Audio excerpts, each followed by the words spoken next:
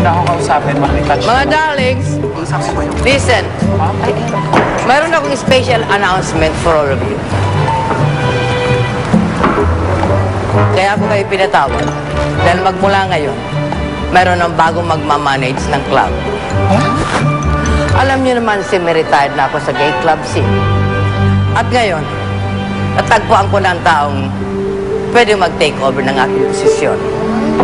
At ito ay walang iba kundi ang aking pamangkin. Darling?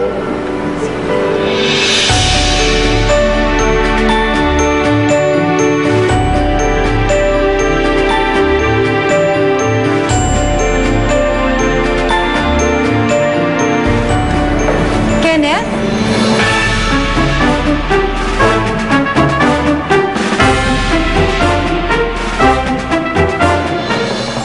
Naku, wait up ka dyan sa lalaking yan. I'm sure, buddy. Magtapat ka nga sa akin. Bading ka ba? Ay, hindi po. Meron bang matinong lalaki na magtatrabaho sa gay club? Legitimate business naman yun. Kikita ako. Kapahawa ka sa kanila. Wow, ang laki-laki ng bugesa. Yung Junjun, saan sinogot? Mas mukha siyang babae kaysa sa'yo. Che! Kailangan mapanood natin ang unang performance ni Tonet Star!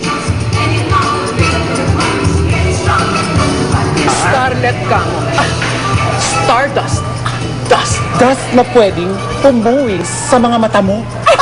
Ano ulit pangalan mo? Tonet. Tonet? There's something strange about her. Like what?